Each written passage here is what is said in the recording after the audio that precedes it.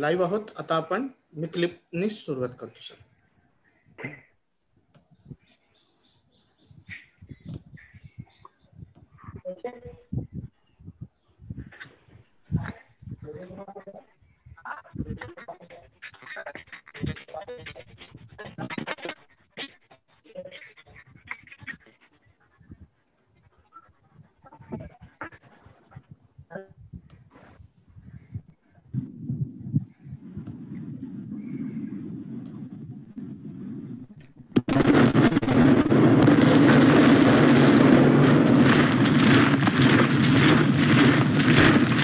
ये दास्तां है एक फौजी की जिसका नाम रखा गया किसान बाबूराव अन्ना हजारे, जिन्हें हम सिर्फ अन्ना के नाम से जानते हैं। इनका जन्म 15 जून सन 1937 में हुआ और तब कोई अंदाजा भी नहीं लगा सकता था कि हिंदुस्तान की राजनीति को हिलाकर रख देगा ये नौजवान। आज का दौर इन्हें अन्ना मूवमेंट या फिर अन्ना आंदोलन की वजह से इन्हें जानता है। सही मायनों में ये एक गांधीवादी हैं। जो काम इन्होंने रालेगांव सिद्धि में किया वो वाकई सराहनीय है और भी गांवों के लिए एक प्रेरणा स्रोत है। कुछ लोग कहते हैं कि 15 जून 1937 में इनका जन्म हुआ। कुछ लोगों का यह भी मानना है कि 15 जनवरी सन 1940 में हुआ। जन्म का स्थान महाराष्ट्र के अहमदनगर इलाके के नजदीक भिंगर। ये अपने माता पिता की सबसे बड़ी संतान। पिता का नाम बाबूराव हजारे और माँ लक्ष्मीबाई। इनकी 2 बहनें और 4 भाई भी हैं। इनके पिता एक आयुर्वेद आश्रम में काम किया करते थे। घर में मुफलिसी का दौर था, बड़ी मुश्किल से गुजारा हो पाता था। इन सारी चीजों को मद्देनजर रखते हुए इनके परिवार ने यह निर्णय लिया कि ये अपने पुश्तैनी गांव रालेगढ़ सिद्धि चले जाएंगे। इनके एक नजदीकी रिश्तेदार ने इनकी पढ़ाई लिखाई की जिम्मेदारी अपने ऊपर ली और इन्हें मुंबई की तरफ ले आया, क्योंकि इनके गाँव में कोई भी प्राइमरी स्कूल नहीं था और 7वीं कक्षा तक ही ये पढ़ सके, क्योंकि इनके रिश्तेदार की भी माली हालत बहुत खराब थी। इनके बाकी भाई बहनों ने कभी स्कूल में दाखिला नहीं लिया। मुंबई के दादर रेलवे स्टेशन के नजदीक इन्होंने एक फूलों की दुकान खोली और 1960 में ये इंडियन आर्मी का हिस्सा बन गए। शुरुआत में तो ये बतौर इंडियन आर्मी के ट्रक ड्राइवर की तरह काम करते थे, पर बाद में इन्हें सिपाही का दर्जा दिया गया। औरंगाबाद में ही इन्होंने आर्मी का प्रशिक्षण लिया और 1965 के भारत पाकिस्तान युद्ध में इन्हें खेमकरन सेक्टर की एक पोस्ट पे भेज दिया गया था। दुश्मन का हमला बहुत ही भयंकर था, लेकिन अपनी टोली में ये इकलौते थे जिनकी जान बची थी। युद्ध भूमि के अनुभव ने इनकी जिंदगी तब्दील करके रख दी। एक वो वक्त भी था जब अन्ना हजारे ने आत्महत्या की सोची थी, और एक वो वक्त भी आया जब दुश्मन के हमले में ये इकलौते थे जो अपनी टोली में बचे, और इन्होंने अपने आप से कहा कि भगवान ने मुझे क्यों जिंदा रखा, कोई ना कोई मकसद होगा। खेमकरन के इलाके से जब ये लौट कर आए, तभी इन्होंने फैसला कर लिया कि अब ये जनसेवा में अपना जीवन लगा देंगे। अन्ना हजारे के निजी जीवन की तरफ रुख करें तो पता चलता है कि इन्होंने शादी नहीं की और अपना संपूर्ण जीवन रालेगंज सिद्धि गांव के लिए लगा दिया। नई दिल्ली रेलवे स्टेशन के पास एक किताबों की दुकान पे इन्हें स्वामी विवेकानंद की एक किताब मिली। उन विचारों ने इन्हें हिला कर रख दिया। स्वामी विवेकानंद, महात्मा गांधी और विनोबा भावे के विचारों से ये इतने मुतासिर हुए कि बस ठान लिया कि अब जो भी है वो इस देश के लिए है। ये अपने गांव वापस गए और अपने गांव में ही सही काम की शुरुआत की, चाहे वो नशा मुक्ति रही या फिर किसानों की समस्या। यकीनन किसान बाबूराव हजारे ने रालेगंज सिद्धि की जिंदगी बदल के रख दी और भ्रष्टाचार के खिलाफ इनके आंदोलन ने भारतीय राजनीति का चेहरा पूरी तरह से बदल दिया। जेपी मूवमेंट के बाद अगर कोई मूवमेंट आई तो वो आई अन्ना हजारे की। लोकपाल बिल पे इतनी चर्चाएं हुई कि हर इंसान ये कहने लगा कि मैं अन्ना हूँ। यकीनन भारत के इस वीर सपूत को हमारा सलाम।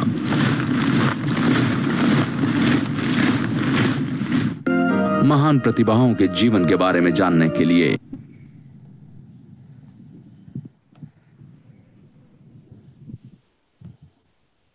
नमस्कार। आनंद विश्व गुरुकुल विधी महाविद्यालय आणि आनंद विश्व गुरुकुल ज्येष्ठ रात्र महाविद्यालयाच्या वतीने विधिलिखित नेटभेट या 99व्या सत्रात आधुनिक काळातले गांधी किसन बाबूराव हजारे पद्मश्री आज आपल्याला प्रमुख मार्गदर्शक म्हणून लाभलेले आहेत। मी वक्ता हा शब्द वापरणार नाही। त्याचं कारण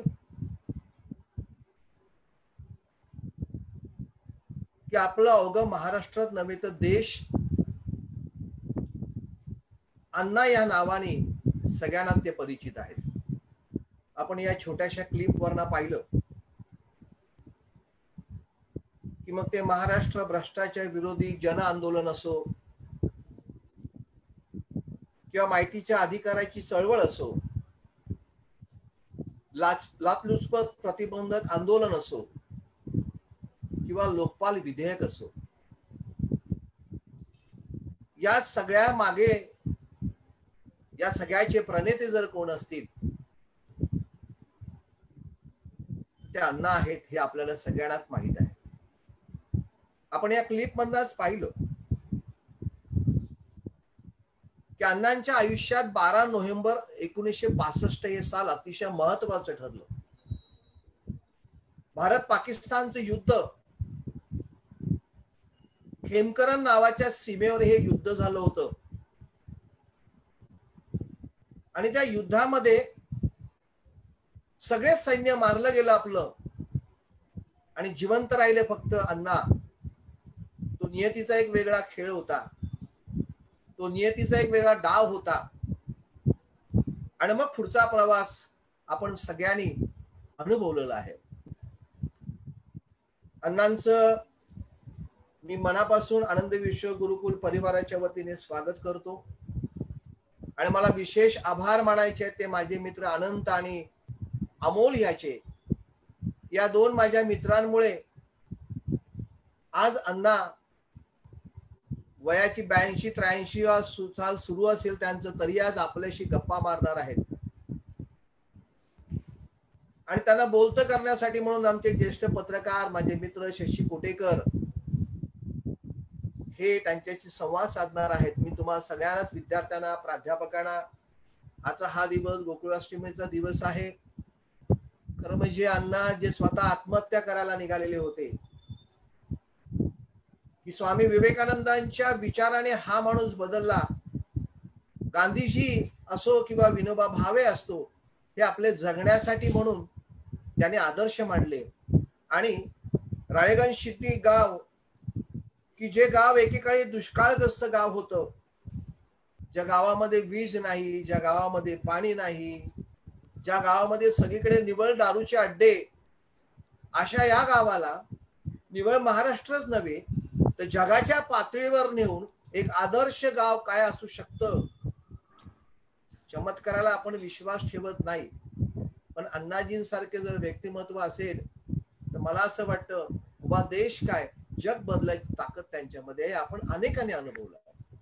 आणि म्हणून फार वेळ न घेता अण्णाजी तुमचं मी मनापासून स्वागत करतो. आमच्या सगळ्यांचं भाग्य आहे, आज सगळ्यांचंच भाग्य आहे की आपलं साक्षात इथे दर्शनाच्या ह्या दिवशी, शुभ दिवशी होत आहे. मी आमच्या शशी कोटेकरला अशी विनंती करीन की त्यांनी पुढची सूत्र स्वीकारावी. शशी कोटेकर.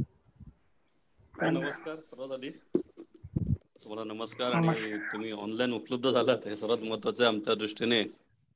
त्यामुळे तुमच्याशी संवाद साधायची संधी आम्हाला सर्वांना मिळते. अण्णा हजारे म्हटलं की आता सगळ्यांना माहिती आहे, महात्मा गांधी म्हटलं तर आपल्याला महात्मा बोलायला आवडत नाही. तुमचं म्हणणं मी एक साधा माणूस आहे, भारतीय नागरिक आहे म्हणून आपण करतोय. आपले वडील देखील ब्रिटिश सैन्यात होते. आपणही सैन्यात जवळजवळ 15 वर्ष सर्व्हिस केली भारतीय सैन्यामध्ये. आपण त्यातनं वाचलं, सरांनी सांगितलं, अनेक आम्ही वाचलं आपलं देखील. हे सर्व असताना कुठेतरी म्हणजे आम्हाला जाणवलं की अण्णांच्या विचारांवर, जीवनावर अनेक व्यक्तींचा प्रभाव पडत गेला.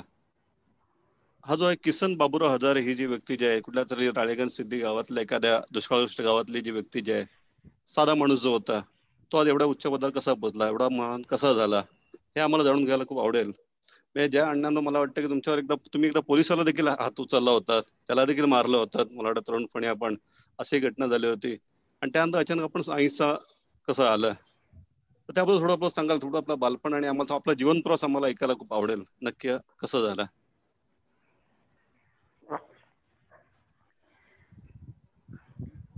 आमचा परिवार अहमदनगर जिल्ह्यामध्ये भिंगार इथं होता.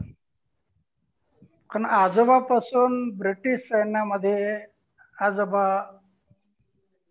जमादार म्हणून काम करत होते आणि त्यामुळं गाव जरी राळेगण सिद्धी असेल तरी कुटुंब सर्व भिंगारला राहायला होते आणि माझा जन्म भिंगारला झाला.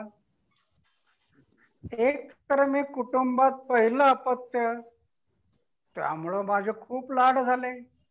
प्रत्येक जण माझा लाड करायचा, कारण पहिलं अपत्य कुटुंबामध्ये आणि पहिलं अपत्य फार प्रिय असतं सगळ्यांना.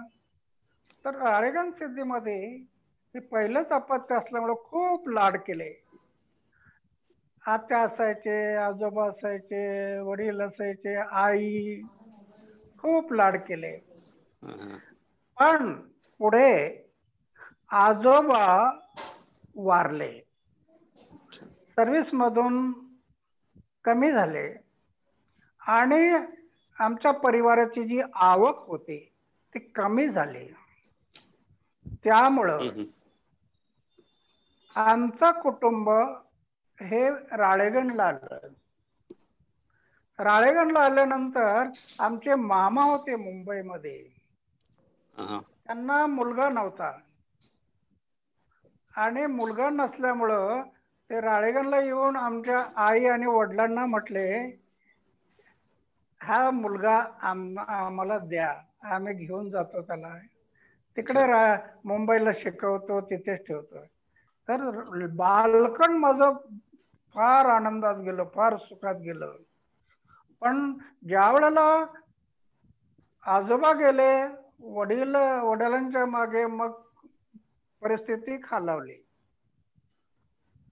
त्यावेळेला मला मामाने घेऊन गेले राळेगणला आणि राळेगण म्हणला माझं 7वी पर्यंत शिक्षण झालं राळेगण सिद्धीमध्ये. राळेगण सिद्धीला जी.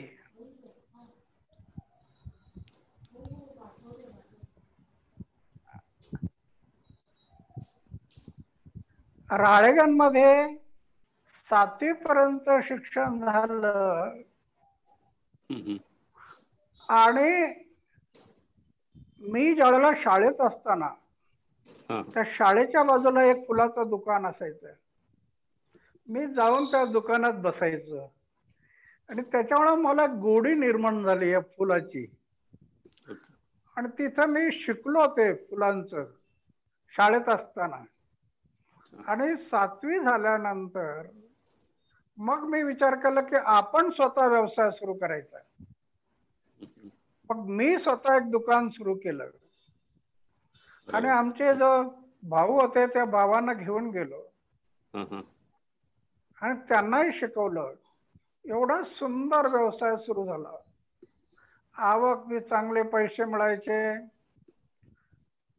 3-4 लोक हाताखाली काम करायचे, हे सगळं चाललं होतं. पण बालपणापासून आईने केलेले संस्कार, ते आईचे संस्कार माझ्यावर जे झाले होते, खोटं कधी बोलायचं नाही, चोरी कधी करायची नाही, लबाडी कधी करायची नाही, नेहमी समाजाचं चांगलं करावं, नाही चांगलं करता आलं वाईट करू नये, हे माझ्या जीवनात विचार बिंबत गेले आईचे. ते संस्कार माझ्यावर झाले. मुंबईला असताना ज्या फुलाच्या दुकानावर मी बसायचो त्या एरियामध्ये काही गुंड लोक, ज्या खोल्या असायच्या खोल्या त्या मुंबईला, गुंडागर्दी करून त्या खोल्या खाली करायला लावायचे. पोलीस लोक फळ विक्री करायचे, भाज्या विक्री करायचे आणि पोलीसवाले त्यांना त्रास करायचे. हप्ता नाही दिला मारायचे. तर अशा मला एकदा दोनदा काही लोकांनी त्या दुकानदाराने, विक्री करणाऱ्याने मला सांगितलं हात गाडी घाले. मी त्या पोलिसांना सांगितलं, अरे गरीब लोक आहेत, पोट भरतात, भरू द्यायचं, असं त्रास का देतात. पण ते त्यांच्यावर प्रभाव पडला नाही. एक दिवस चक्क त्या फूट विकणाऱ्या माणसाला त्या पोलिसांनी गचंड धरलं आणि तो माझ्याकडे आला. मी गेलो आणि त्या पोलिसाला विचारलं, तर पोलीस माझ्यावरही गुरगुर करायला लागला. मग मी त्या पोलिसाच्या हातातलं दांडकं होतं, हं. ते दांडकं घेतलं आणि त्या पोलिसाच्या डोक्यात मारलं. पण मग वय काय होतं तेव्हा रक्तबंबाळ आपलं? झालं. जी तेव्हा वय काय होतं? 15-16 वर्ष. अच्छा, एकदम. पण अन्याय सहन होत नव्हता सुरुवातीपासून. अन्याय नाही, अत्याचार नाही, आणि नेहमी समाजाचं चांगलं करायचं. मग त्या पोलिसाला 7 टाके पडले डोक्यात. अच्छा. आणि मला मग पोलीस लोक वॉरंट काढलं, भूमिगत झालो. मग माझ्या फुलाच्या दुकानाचं खूप नुकसान झालंय, कारण मी भूमिगत राहिलो. हे कशासाठी? तो भाजी फळं विकणारा काय माझा नातलग नव्हता, बरोबर. त्याचं माझं काय घेणं देणं नव्हतं. पण एक मानवतेच्या दृष्टीने अन्याय होतो ना, अत्याचार होतो ना, या दृष्टीने मी त्या पोलिसाला सुद्धा मागे पुढे पाहिलं नाही. आणि मग भूमिगत झालो, माझ्या दुकानाची नुकसान झाली. मग ते ज्यावेळेला वॉरंट संपले नंतर मी बाहेर आलो. बाहेर आलो नंतर 1962 भारत आणि चायनाचं युद्ध झालं. बरोबर. चायना चाओयनला भारतात आला.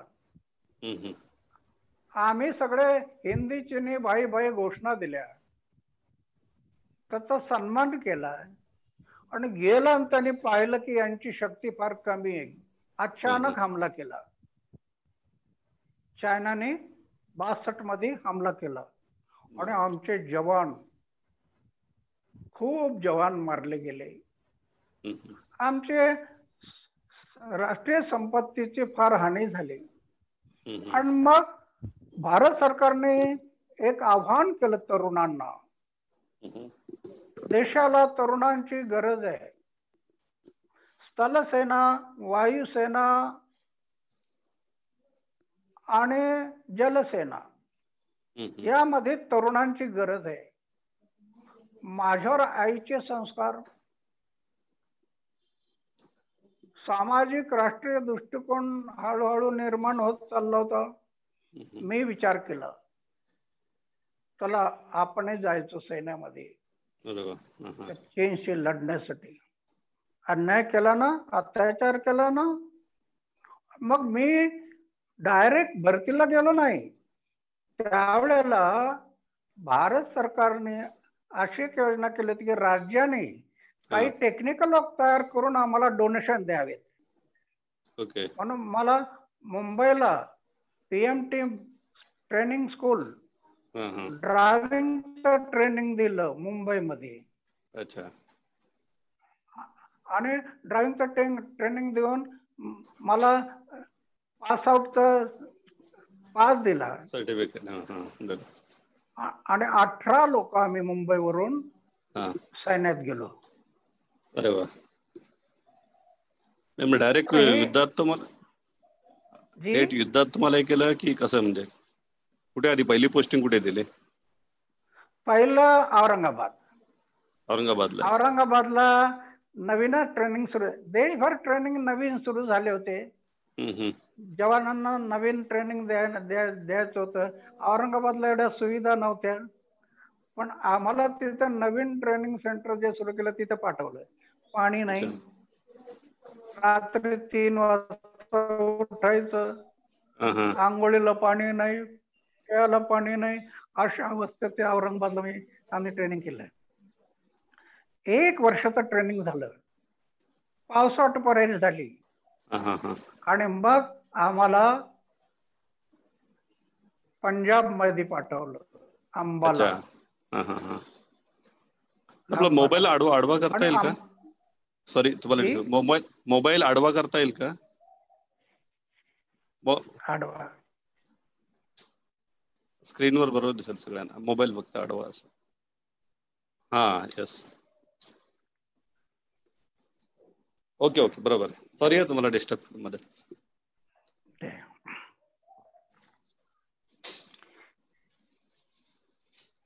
मग दिल्लीमध्ये आम्ही 1 महिना राहिलो. ओके. ऑर्डिनरी डेपो मधून नव्यान गाड्या घेतल्या. जवळजवळ 300 गाड्या, 300 जवान गाड्या घेऊन आम्ही अंबाला कॅम्प मध्ये गेलो, पंजाब, अंबाला. आणि अंबाला मध्ये आमचं हिल ट्रेनिंग सुरू झालं. अंबाल्यावरून निघायचं, कालका, तिकडे टापरी, शुगर शॅक्टर, पूक, म्हणजे चायना बॉर्डर पर्यंत आमचं ट्रेनिंग सुरू झालं. आणि हे ट्रेनिंग जे सुरू झालं त्याच्यामध्ये खूप हिल ट्रेनिंग, अवघड ट्रेनिंग. 63 मध्ये भरती झालो. 64 मध्ये मी दिल्लीला गेलो आणि 65 ला मी अंबालाला गेलो. अंबालामध्ये ट्रेनिंग सुरू झालं. ट्रेनिंग काळामध्येच आम्हाला एवढं जास्त ट्रेनिंग नव्हतं. 1962 1965 पाकिस्तान बरोबर अचानक हमला केला आमच्यावरती. आणि मग आम्ही पुरी कंपनी पंजाब बॉर्डर पाकिस्तानचं, तिकडे आमची कंपनी मूव्ह झाली अचानक. आणि त्या सीमेवरती खेमकरणच्या सीमेवरती आमच्यावरती दुश्मनांचे हवाई हमले झाले. हवाई हमले झाले. माझ्या बरोबरचे अनेक लोक तिथं शहीद झाले. मी ज्या गाडीची ड्रायव्हिंग करत होतो त्या गाडीमध्ये 25-30 गोळ्या लागल्या. मी जिथं ड्रायव्हिंग करत होतो त्या समोर 3 गोळ्या होत्या. कोणी पाहणारा सांगत असेल की हा ड्रायव्हर वाचला नसेल. 25-30 गोळ्या लागल्या आणि मला कुठंच काय नाही, इथे कपाळावर एक तुकडा उडून लागला. मी पाहिलं, अरे एवढं 25-30 गोळ्या लागल्या आणि मी वाचलं आणि माझे सगळे सहकारी गेले. ही ईश्वराची काहीतरी इच्छा आहे. बरोबर. त्याच्या आधी स्वामी विवेकानंदांची पुस्तकं वाचण्यात आली. गांधीजींच्या पुस्तकांचा विचार पडला, जीवनावर झाला.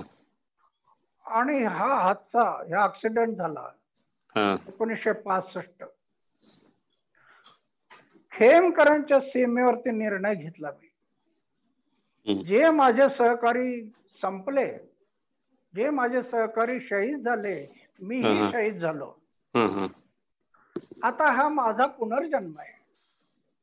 बरोबर. हा नवीन जन्म समाज आणि देशाच्या सेवेसाठी अर्पण. खेमकरणच्या सीमेवरती निर्णय झाला. पण निर्णय झाला की समाज आणि देशाची सेवा करायची. पण सर्व्हिस तर फक्त 3च वर्ष. अशा अवस्थेत मी परत जाऊ तर जगण्यासाठी काय. म्हणून मग मी तिथं निर्णय घेतला, आता माझं उर्वरित आयुष्य हा नवीन जन्म जोपर्यंत जगायचं ते गाव, समाज आणि देश त्यांच्या सेवेसाठी जगायचं. आणि ज्या दिवशी मरायचं ते गाव, समाज आणि देशाची सेवा करता करता मरायचं. व्रत घेतलं. धोका दिसायला लागला.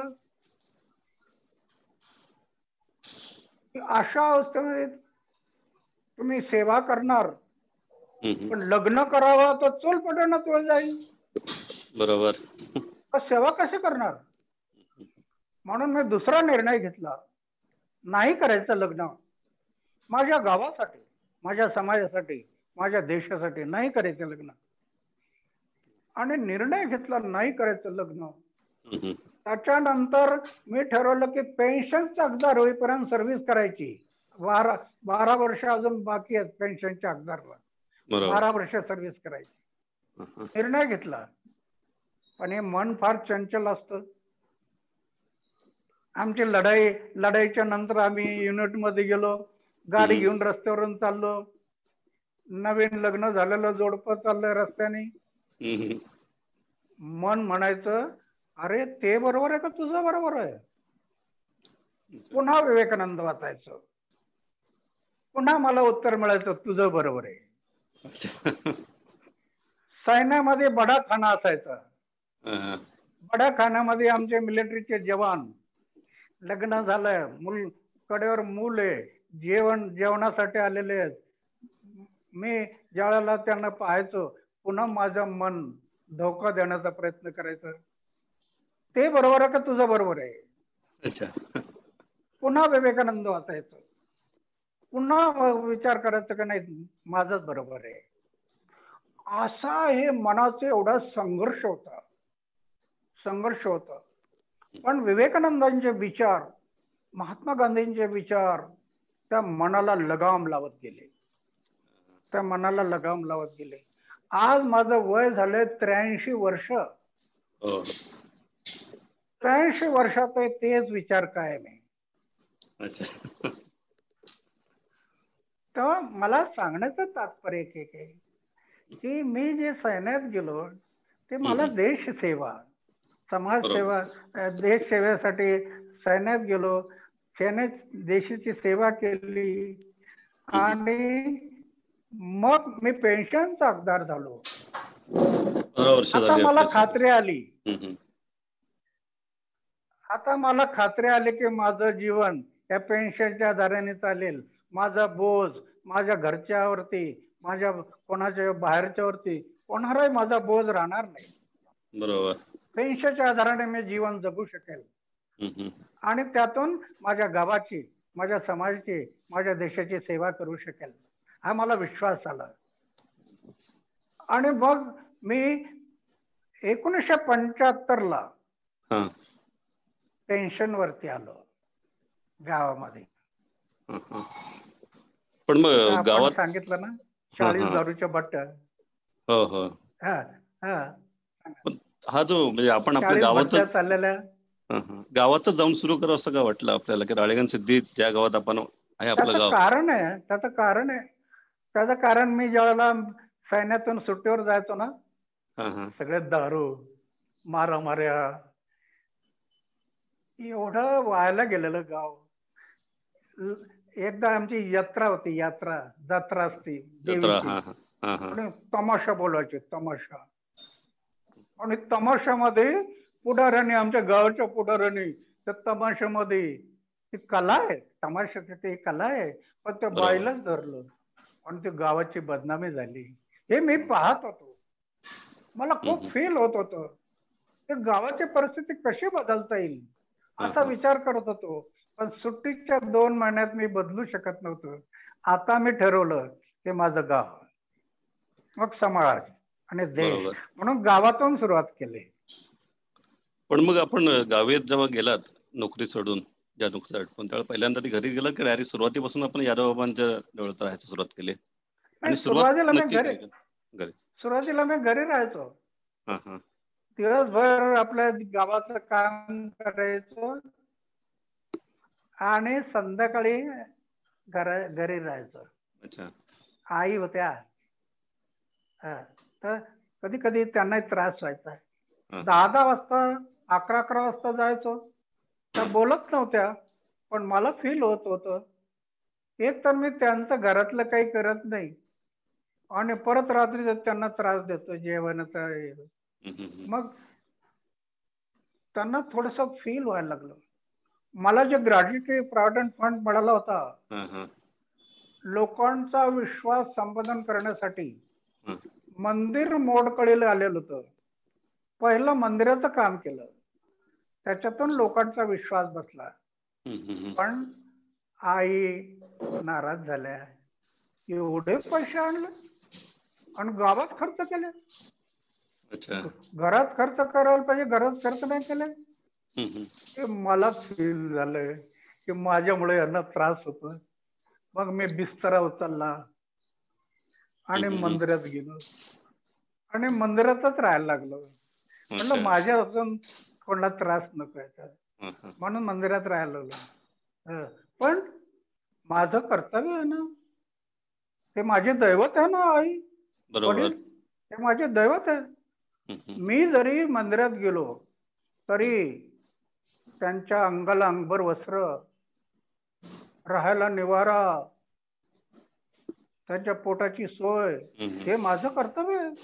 म्हणून मी माझ्या पेन्शनच्या पैशातून काही दिवस त्यांना त्रास होणार नाही असं करत गेलो. मी त्यांना व्यवस्थित कपडा, जेवणाची सोय, राहण्याची सोय, सगळं हे करत गेलो त्या गावामध्ये. हा, तर ते हे म्हणजे आई माझं दैवत आहे. पण तिने मला लहानचं मोठं केलंय, संस्कार केले माझ्यावर, तिला विसरून कसं चालणार. म्हणून मी त्यांचे उपकार कधी विसरू शकत नाही. म्हणून माझं कर्तव्य मी पुराच करत गेलो. बरोबर. म्हणजे जसं श्यामची आईने त्यांचं आईचं महत्व वर्णन केलं, तसं आपण सांगता की आई फार मोठी दैवत आहे. तिच्या संस्कारामुळे आपण पुढे जात असतो. तर मला सांगा की आपण म्हणू की 40 दारूच्या बट्ट्या त्यावेळेला गावात होत्या, आणि मी असं पाहिलं, तो खांब पण राळेगण पाहिला होता की जिथे आपण काही लोकांना फटके पण दिलेले दारू पिऊन आल्या म्हणून. तर नक्की काय ती प्रथा सुरू केली आपण? म्हणजे काय फटके दिले हे मी इथं सांगेल, पण इथं बसलेल्या तरुणाने असं काही करू नका, आता पोलीस लोक घेऊन जातील, तुम्हाला बंद करतील. 2 फटके मारून परिवर्तन होतं, पण त्याला आई बनावं लागतं. आई 9 महिने गर्भाशयात वजन वागवते ना, प्रसूतीच्या वेदना सहन करते ना, लहानचा मोठा होताना मलमूत्र काढते ना, आणि ते मूल ज्यावेळेला चूक करतं त्यावेळेला ती आई बोलवते आणि त्याच्या तोंडात चापट लावते. का चूक केली अशी विचारते त्याला. त्याच वेळेला शेजाऱ्याचं मूल आपल्या मुलापेक्षा मोठी चूक करताना हीच आई पाहत असते, पण त्याला चापट मारायची हिंमत होत नाही, कारण त्याच्यासाठी काही केलं नाही ना. स्वतःच्या मुलासाठी काहीतरी केलंय म्हणून तिला अधिकार आहे, आणि मुलाला माहित आहे की आईने माझ्यासाठी काही केलं, प्रत्युत्तर करायची हिंमत राहत नाही. अशा दृष्टीने मी त्यावेळेला केलं, कायदा हातात घेतला, पण आधी आई बनलो, आणि आई बनल्यामुळं त्याचा प्रभाव पडला. चापट खाणारी माणसं प्रत्युत्तर करू शकले नाही. त्यांना माहित होतं की हा एवढं आपल्यासाठी रखडतोय, रात्रंदिवस आपल्यासाठी झिजतोय, हे पाहत होते, म्हणून प्रत्युत्तर करायची हिंमत झाली नाही ती. अच्छा. राळेगण सिद्धीचा एकाकी असा जे दुष्काळी भाग म्हणतो आपण, तो नक्की त्याला चेंजेस करण्याच्या बाबतीत, त्याला बदलण्या बाबतीत जे आपण जे काम सुरू केलं, आणि त्यानंतर तुम्हाला आलेल्या अनेक सरकारी अडचणी ज्या आहेत किंवा लालफितीचा कारभार ज्याला म्हणतो आपण, तो तुम्हाला अनुभवायला मिळाला, हा थोडा सांगा. त्यातनं तुमच्या डोक्यात कसं माहिती अधिकार सुद्धा त्यातनंच बरीचशी माहिती तुम्हाला मिळत गेली की हा काय नक्की काय कायदा आहे, कसे आपल्याला अडवतात, सरकारी अडवणूक होते, कसं फसवलं जातं. की तुम्ही एक उदाहरण दिलं होतं की बाबा एखादा बंधारा बांधायचा असेल साधा, तर तो गव्हर्नमेंटच्या याच्यानुसार तो 10 लाखाचं टेंडर निघतं, बरोबर आहे, आणि तेच तुम्ही त्या काम फक्त 3 लाखात 4 बंधारे बांधून दाखवलेले आहेत लोकवर्गणीत नाव.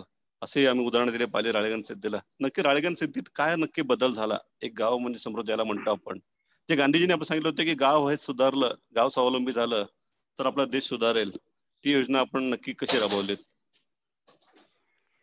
ज्या गावात 35 ते 40 दारूच्या भट्ट्या, जेवायला अन्न नाही म्हणून 80% लोक अर्धपोटी झोपायचे, 6-6 किलोमीटर खडी पुढायला जायचे, हाताला काम नाही, पोटाला भाकरी नाही म्हणून या भट्ट्या सुरू झाल्या. आज परदेशातला पैसा घेतला नाही, कोणा उद्योगपतीचा पैसा घेतला नाही.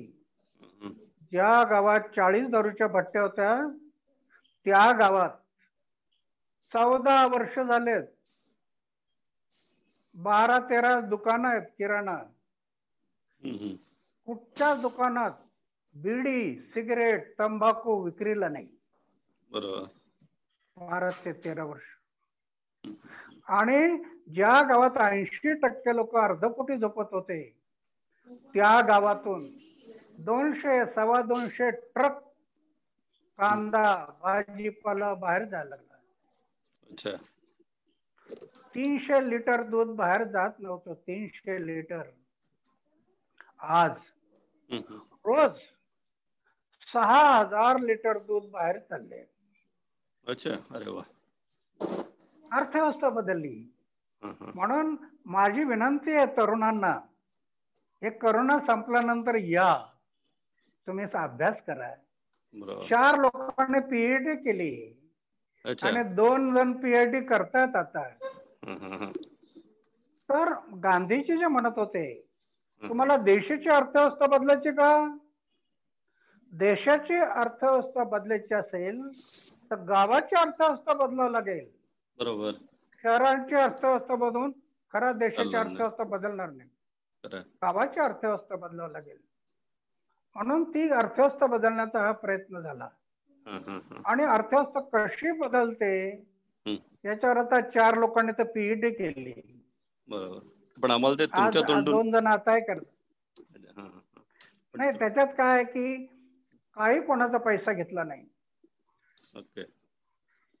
गांधीजी म्हणत होते, प्रकृतीचं दोहन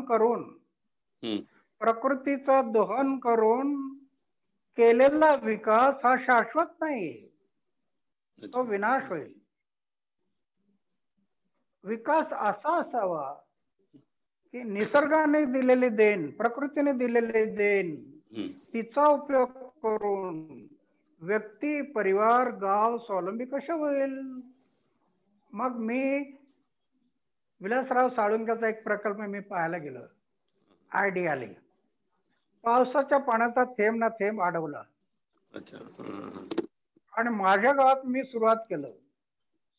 आज 42 नालाबंदी केल्या.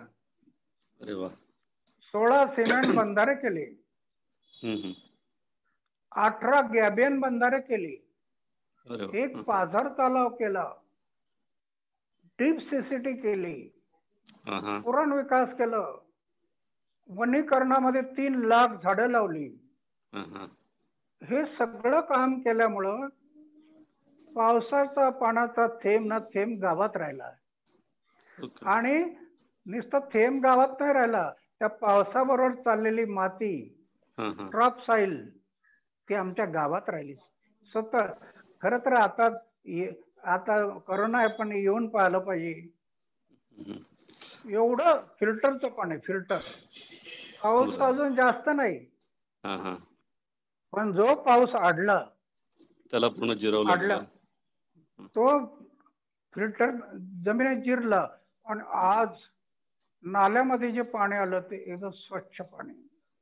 एक नाला भरला, दुसरा भरला, तिसरा भरला, 40 नाला भरलेले आहेत आज. पाहायला पाहिजे. तर हे हाताला काम आणि भाकरीचा प्रश्न द्यायचा ना, तर हा कार्यक्रम फार महत्वाचा आहे. पहिलं हे केलं गावात. आणि आपण चराई बंदी आणि कुऱ्हाड बंदी पण तो प्रयोग पण केलात ना, की गुरांना बाहेर सोडायचं नाही. चराई बंदी एवढ्यासाठी की गवत आहे ना, गवत हे मातीला जखडून धरत. बरोबर. पाहू देत नाही. गवताच्या मुळ्या मातीला जखडून धरत. म्हणून गावकऱ्यांनी सगळ्यांनी निर्णय घेतला की चराई बंदी, जनावर उघड्यावर सोडू नका. उघड्यावर सोडले की ते गवत कुरचटत असतात, गवत वाढत नाही आणि माती वाहून जाते. म्हणून आम्ही चराई बंदी, कुऱ्हाड बंदी, झाड मुळासहित तोडायचं नाही. तुम्हाला शेतीला लागतं ना, जळणाला लागतं ना, वरवरच घ्या. कॉन्ट्रॅक्टर येतात, त्यांना झाडं देतात, ते मुळासहित तोडून नेतात. त्याच्यामुळे पर्यावरणाचा प्रश्न गंभीर झाला. म्हणून कुऱ्हाड बंदी, चराई बंदी हे कार्यक्रम राबवले. पण आपण एक नापासांची शाळा म्हणून पण तो प्रयोग एक चालवता, तो नक्की काय नक्की आहे? काय आपण आज पाहतो जिकडं तिकडं मुलांना merit merit merit merit, merit असेल तर प्रवेश द्यायचा. मग आम्ही गावकऱ्यांनी बसून विचार केला, सगळे मेरिटचा विचार करायला लागले. मग जे नापास झालेले त्याने कुठं जायचं, म्हणून आम्ही गावकऱ्यांनी हा विचार केला, आपण अशी शाळा सुरू करू हे नापास झालेला प्रवेश. अच्छा. 3 वेळेला जो नापास असेल त्याला प्राधान्य. ओके. अशी शाळा सुरू केली. अरे वा. आता ह्या वर्षी 10वीचा रिझल्ट आमचा किती आहे, 99%. Good, very good. आणि मेरिट आहे ना, मेरिट हा. पहिला विद्यार्थी 98%चा आहे. अरे वा, खरंच अभिनंदन.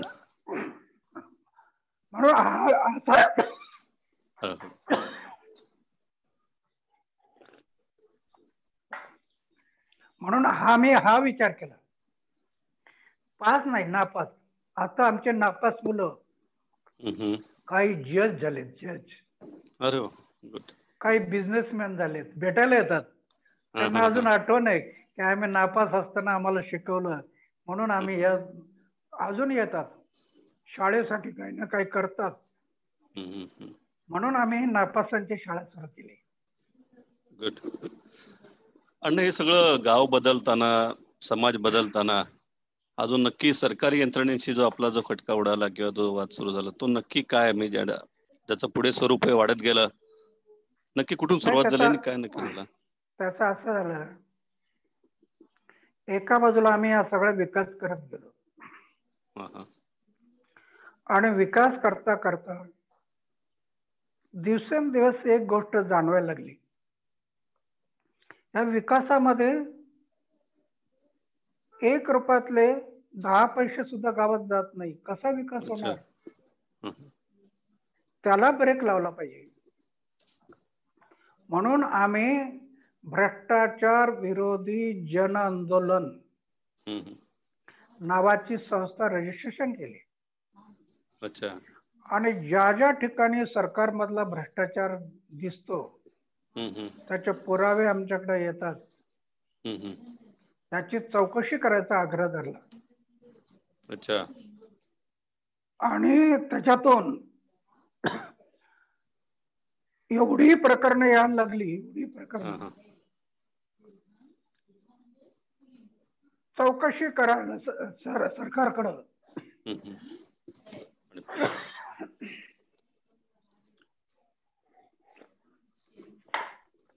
सरकारकडे चौकशी करण्यासाठी पत्रव्यवहार, अभ्यास करण्यासारखं आहे. आलेल्या अर्जांची खोली भरलेली आहे. आणि मी लिहिलेले पत्र, हळूहळू मी लिहिलेले पत्र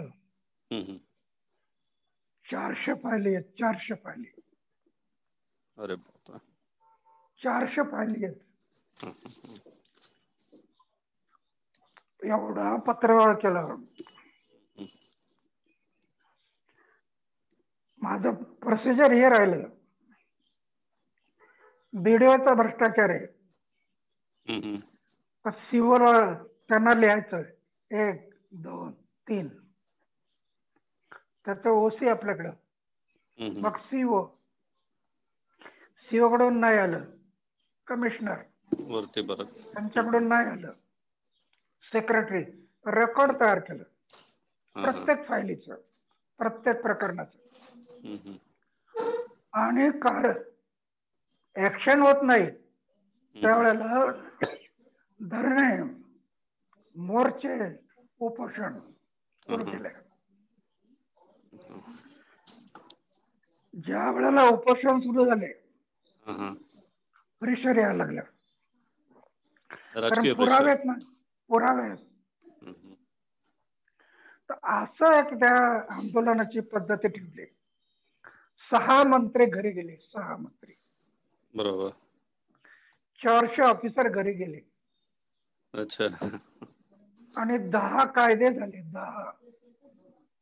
माहितीचा अधिकार, ग्रामसभेला अधिकार, दप्तर दिरंगाईचा अधिकार, दत्तरिंगाई कायदा. कायदा, 10 कायदे झाले. त्यामुळे करप्शनला खूप ब्रेक लागला. तर हे दोन्ही कामं महत्वाची आहेत. विकास आणि विकासाला लागलेली भ्रष्टाचाराची गळती थांबवणं. एकाच नाण्याचं 2 बाजू आहेत. हे दोन्ही कामं झाली तर गाव, समाज आणि देशाला उज्ज्वल भविष्य मिळेल. म्हणून हे दोन्ही कामं आम्ही सातत्याने चालू ठेवले. हे करताना आपल्यावर देखील बदनामीचा खटले वगैरे या राजकीय व्यक्तींनी दाखल केले होते. काही खटले सुरू राहिले, काही सोडले. एका खटल्यात आपल्याला अटक देखील सुनावली होती, पण आपण ती जामीन नाकारलात. त्यांना पुन्हा गव्हर्नमेंटला निर्णय घ्यावा लागला की आपल्याला सोडून द्यावं लागेल. तर हा सगळा लढा अहिंसावादी पद्धतीने लढताना तुम्हाला मीडियाची, लोकांची आणि ओव्हरऑल जनतेची साथ कशी मिळत गेली? काय माझं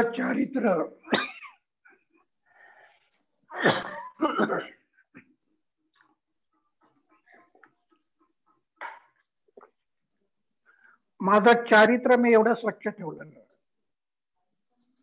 त्याला एवढा सुद्धा दाग लागू दिला नाही. माझं वय झालं 83 वर्ष.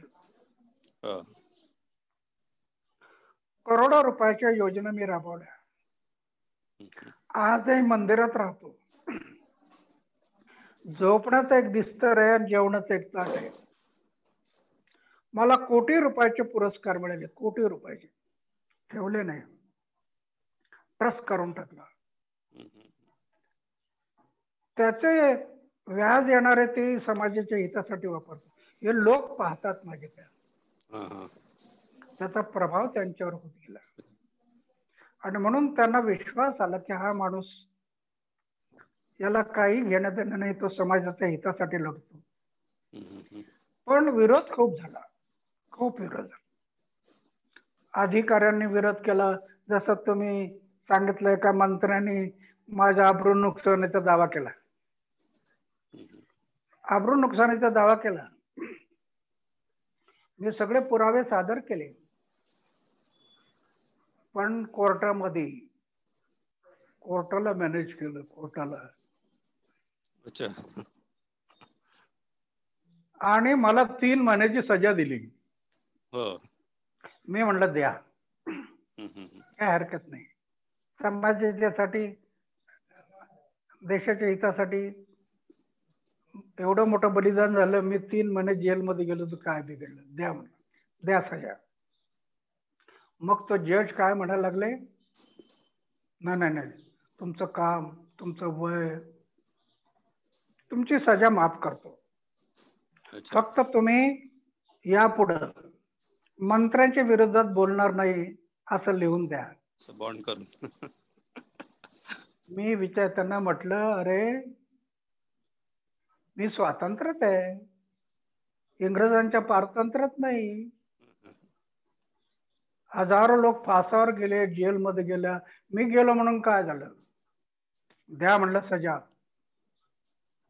मी लिहून देणार नाही.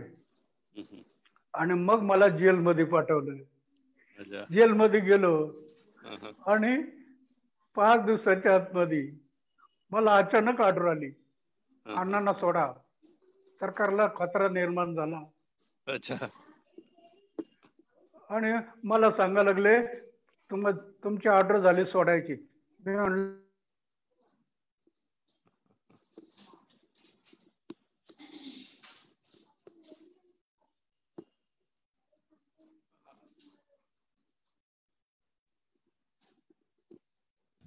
अण्णा 1 मिनिट, तुम्ही म्यूट झालायत.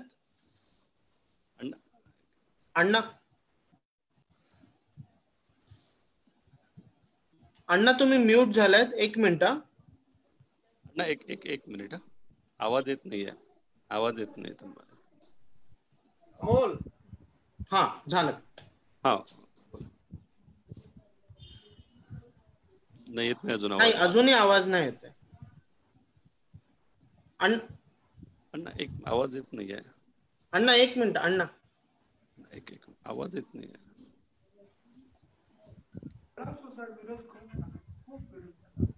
अण्णा अण्णा एक मिनिट, आवाज येत नाहीये तुमचा. थांबा जरा. आवाज येत. 5 गोष्टी जीवनात ठेवा. 5 गोष्टी वाढवायला लागेल. एक तर आपले आचार शुद्ध ठेवा. हा हा. आचार शुद्ध पाहिजे, विचार शुद्ध पाहिजे, जीवन निष्कलंक ठेवा. दाग लागू देऊ नका जीवनात. दाग लागलं ना तोडून मोडून टाकतील तुम्हाला. बेदाग जीवन असलं पाहिजे. आचार शुद्ध, विचार शुद्ध, जीवन निष्कलंक, जीवनात थोडा त्याग. ही भूमी आहे ना भारताची, ही ऋषी मुनीपासून सांगत आली ना आम्हाला. बरोबर. भलं करायचं का तुम्हाला गावाचं, भलं करायचं का समाजाचं, भलं करायचं का देशाचं, तर त्याग करावा लागेल. ही भूमी सांगते आम्हाला त्याग. तुम्ही शेतीमध्ये पाहता की नाही, दाण्याने भरलेली कणसं पाहताना, ज्वारी, बाजरी, मका, ही दाण्याने भरलेले कणसं तुम्हाला दिसतात शेतीत. भरघोस कणसं आहेत, पण कधी दिसतात? एका दाण्याने त्याग केलेला असतो. एका दाण्याने स्वतःला गाडून घेतलेलं असतं जमिनीत, मग ते कणीस दिसतं. आधी त्याने गाडूनच घेतलं नाही, कणसं कशी दिसणार? आज बरेचसे दाणे, बरेच दाणे विचार करतात, का गाडून घ्यायचं, आपल्याला राहायला माडी आहे, फिरायला गाडी आहे, आपण का गाडून घ्यायचं? त्यांना हे माहित नाही, जे दाणे गाडून घेत नाही, जे दाणे जमिनीत जात नाही, तेच दाणे पिठाच्या गिरणीत जातात, भरडतात, पीठ होताना नष्ट होऊन जातात. जमिनीत जाणारे दाणे नष्ट होत नसतात, ते हजारो दाण्यांना निर्माण करतात. म्हणून विरोध खूप झाला, निंदा खूप झाली, खूप विरोध झाला. पण हे 5 गोष्टी, आचार शुद्ध, विचार शुद्ध, जीवन निष्कलंक, जीवनात त्याग आणि अपमान गळ्याची शक्ती. अपमान गळायला शिकलं पाहिजे. चांगल्या कामामध्ये अपमान करतील लोक, निंदा करतील, त्याला गिळलं पाहिजे, मग समोरच्याला काही करता येत नाही. हे 5 गोष्टी मी माझ्या आयुष्यात सांभाळल्या. म्हणून एक सामान्य कार्यकर्ता, धन नाही, दौलत नाही, सत्ता नाही, पैसा नाही, माया नाही, मोह नाही, काही नाही, तरी एक फकीर युवक किती काम करू शकतो देशासाठी. हे फक्त हे 5 गोष्टी. सत्य आहे जीवनात ठेवलं पाहिजे. सत्य, सत्य कधी सोडू नका, सत्याच्या मार्गाने चालत राहा. तर हे मी आपल्या जीवनात पथ्य सांभाळलं, म्हणून विरोध करणारे विरोध करत राहिले, काही चाललं नाही. नाही, राळेगण सिद्धीला आपण एक आदर्श गाव म्हणून केलं. अशी योजना काही पुढे पण होती की अजूनही अशी 100 गावं काही करायचं आहे सरकारला? आवाज आला नाही का परत? राळेगण सिद्धीला एक आदर्श गाव म्हणून आपण विकसित केलं, तर अशा प्रकारे अजून 100 गावं विकसित करण्याचं सरकारचं योजना होती. त्याचं काही पुढे झालं का?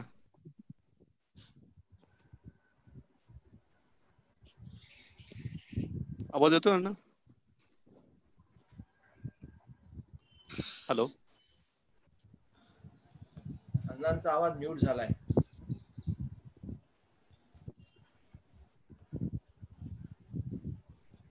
हा, तिकडनं आवाज येत नाही अण्णांकडनं.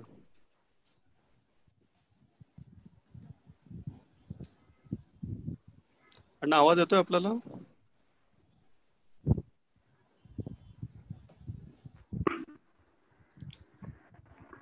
अण्णा आवाज येतोय आपल्याला? हा, आला आला आला ना आवाज? ओके.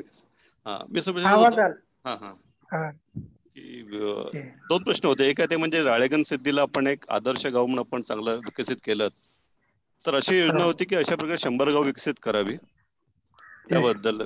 आणि नंतर आपण थोडस लोकपाल बद्दल आणि माहिती अधिकार जो आहे त्याचा आपण मुख्य सर्वात मोठा अधिकार जनतेला दिलेला आहे, त्याबद्दल भारतीय जनता तुम्हाला कधीच विसरू शकत नाहीये. तो लढा आणि दिल्लीचा लढा जो आहे, कारण आपली जवळपास 16 उपोषणं केलीत आपण. त्या 16पैकी 13 जवळपास ही महाराष्ट्र गव्हर्नमेंटच्या विरोधात होते. 20 उपोषण झाले. 20 झाले उपोषण. 20 झाले. चुकली. 20 उपोषण झाले आणि त्याच्यात आपल्यासाठी काही नाही, सर्व समाजासाठी, देशासाठी 20 उपोषण झाले. त्याच्यामुळं करप्शनला खूप ब्रेक लागला.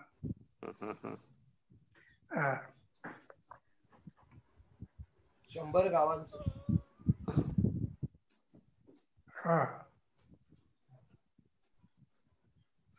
जरा मला म्यूट झाला इकडे. हॅलो. आदर्श गावाची योजनाचं काय झालं? आदर्श गाव योजना एवढी सुंदर योजना होती, पण काय तिचं महत्व सरकारला न कळल्यामुळं त्या आदर्श गावामध्ये जो निधी लागतो, निधी सगळी सोंग आणता येतात, पैशाचं सोंग आणता येत नाही, तिथं पैसाच लागतो. आणि या सरकारमध्ये आदर्श गाव योजनेसाठी जेवढं बजेट करायला पाहिजे तेवढं न केल्यामुळं ती योजना पुढे गेली नाही. आता एवढी सुंदर योजना होती. आज मी ज्यावेळेला आदर्श गाव योजनेचा चेअरमन होतो आणि लोकांनी येऊन पाहिलं, विविध राज्यातल्या लोकांनी. आंध्र प्रदेशमध्ये मला त्यांनी ॲडवायझर नेमलं, राजस्थान सरकारने मला ॲडवायझर नेमलं, ओडिसा सरकारने मला ॲडवायझर नेमलं. ह्या 4 राज्यांनी मला ॲडवायझर नेमलं. त्यांना कळलं आणि आमचं सरकार ज्या राज्यात ही योजना सुरू झाली त्यांना तिचं महत्व न कळल्यामुळं, तिला बजेट नसल्यामुळं ती योजना कोलमडली. म्हणजे अण्णांचा प्रयोग आहे म्हणून तो फसवावा असं काहीतरी योजना असावी मला वाटतं. काय ईश्वराने एक गोष्ट चांगली केली, तुमच्या मनात काय आहे ते मला कळत नाही आणि माझ्या मनात काय आहे ते तुम्हाला कळणार नाही. जर कळलं असतं ना तर घोटाळे झाले असते. तर सरकारच्या मनात काय होतं ते मला कळलं नाही. हे घोटाळ्यावरच म्हणतात. जर लोकपाल विधेयकामुळे खरोखर भ्रष्टाचार संपेल का, तुम्हाला वाटतं असं? नाही, एक आहे लोकपाल आहे ना, माझी विनंती इथे बसलेल्या तरुणांना, हा लोकपाल आहे ना, लोकपालाचा तुम्ही अभ्यास करा,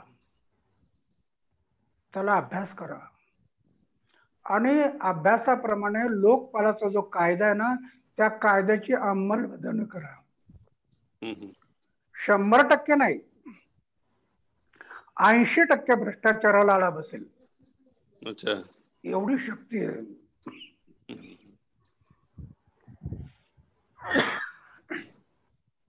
एक लोकपाल आहे ना, लोकपाल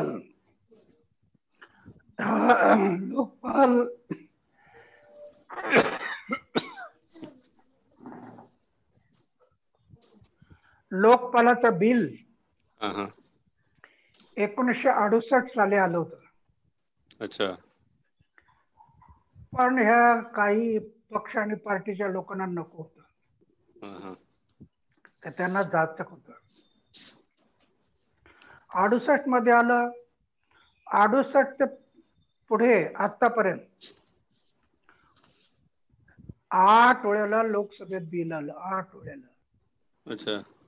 लोकपाल लोकायुक्त 8 वेळेला बिल आलं लोकसभेत, पास झालं नाही. मग आम्ही ठरवलं की दिल्लीमध्ये मोठं आंदोलन करायचं आणि रामलीला मैदान मध्ये ज्यावेळेला आंदोलन झालं, देशाला महत्व कळलं, देश उभा झाला आणि 1968 पासून 8 वेळेला संसदेत जे बिल झालं नव्हतं ते बिल पास झालं. एवढंच नाही, तुम्ही पाहिलं असेल की त्या आंदोलनामुळं संसद उभी राहिली. संसदेमधली संसद उभी राहिल्याने सलोट केला. तर हे जनशक्तीचा दबाव हा फार महत्वाचा पर्याय आहे. म्हणून लोकपाल, माझी विनंती आहे, तरुण जे ऐकत असतील त्यांना माझी विनंती आहे ह्या लोकपालाचा अभ्यास करा. आता लोक आयुक्त कायदा राज्यासाठी, लोकपाल केंद्रासाठी आणि लोक आयुक्त राज्यासाठी. आता लोकपालाचा कायदा झाला केंद्रातला, आता मी मागे लागलोय लोक आयुक्त राज्यामध्ये. आता सरकारच्या मागे लागलो. कोरोनामुळे थोडं थांबलं कोरोना. एक कोरोना पुढे निघून गेला ना, पुन्हा लोक आयुक्त राज्यासाठी. म्हणजे अण्णांची नवीन लढाई अण्णा तयार होत आहेत. शरीरात प्राण असेपर्यंत आपण करत राहिलं पाहिजे.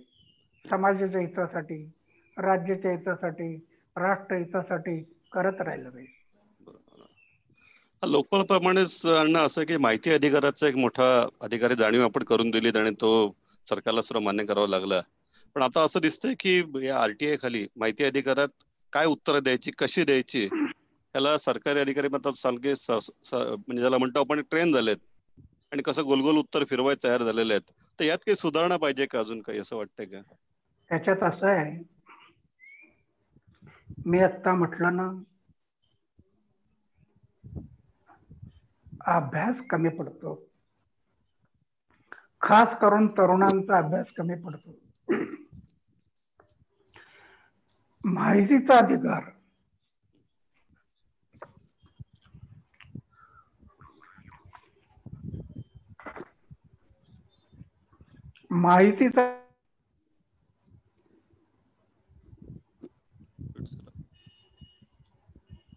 बोल.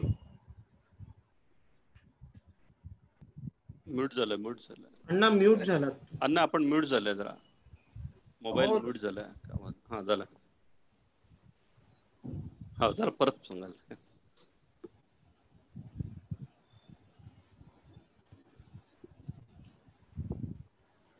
आवाज येत नाहीये. आवाज नाही येत आहे.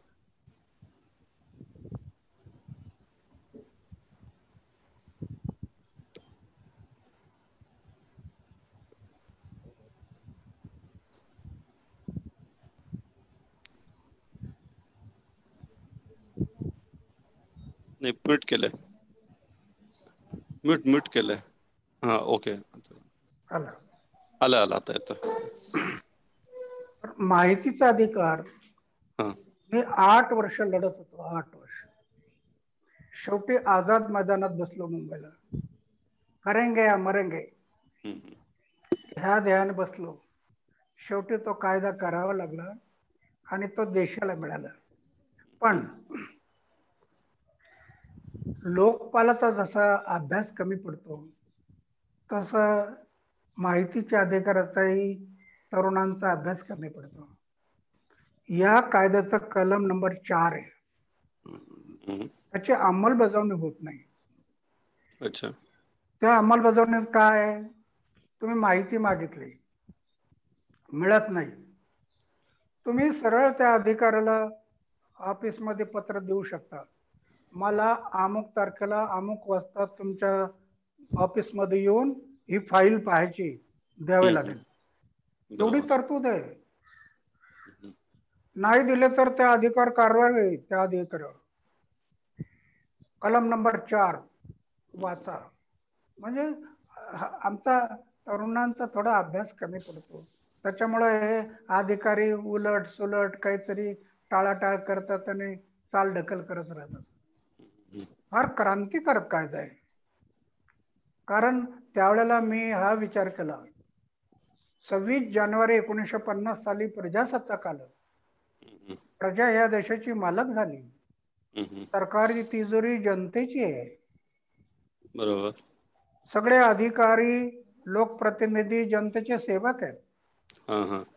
म्हणून माझ्या तिजोरीतला पैसा तुम्ही कुठं कुठं खर्च करता, काय काय खर्च करता, काय काय काम करता, हे विचारण्याचा प्रत्येक नागरिकाचा मूलभूत हक्क आहे. तो मिळालाच पाहिजे. त्यासाठी 8 वर्ष लढत राहिलो. पण अलीकडे अभ्यास कमी पडतो तरुणांचा, म्हणून त्याची अंमलबजावणी जेवढी व्हायला पाहिजे तेवढी होत नाही. शेवटचे 2 प्रश्न फक्त घेतो. एक म्हणजे लोकपाल विधेयक असो का इतर आपले जे आंदोलन आहेत, या सर्व आंदोलनात तुमच्या बरोबर असलेले इतर सहकारी जे आहेत, त्यापैकी कोणी मुख्यमंत्री झालंय, कोणी राज्यपाल झालंय, तर असे काही बदल होत गेले अचानक की त्यांची विचारधारा बदलली गेली. त्याबद्दल अनेकदा आपल्याला प्रश्न विचारले गेलेत, पण आम्हाला सगळ्यांना गेलं वाटतं की नक्की अण्णांना खंत वाटते की नाही आनंद वाटतोय ते मोठे झाले म्हणून, काय नक्की आहे? काय अण्णांना स्वतःसाठी काहीच नकोय, अण्णा तरीच राहणार आहेत, पण या लोक ह्या लोकांना अनेक वर्ष मी सांगत गेलो, आपला चारित्र्य शुद्ध ठेवा, आचार्याच्या शुद्ध ठेवा, जीवनात त्याग पाहिजे, त्यागाशिवाय होणार नाही. पण ते झालं काय पुढे, या आंदोलनाच्या नंतर जनता उभी झाली सगळ्या देशातली, आणि देशातली जनता उभी झाल्यामुळं एक कोणाच्या डोक्यात मुख्यमंत्री शिरला, तर कोणाच्या डोक्यात गव्हर्नर शिरला, कोणाच्या डोक्यात मंत्री शिरला, आणि ते तिकडे वळले. पण मी त्यांना सांगितलं, माझा रस्ता वेगळा आहे, माझा रस्ता वेगळा आहे. आज मी अनुभव करतो, हे कोणी मंत्री झाले असतील, गव्हर्नर झाले असतील, किंवा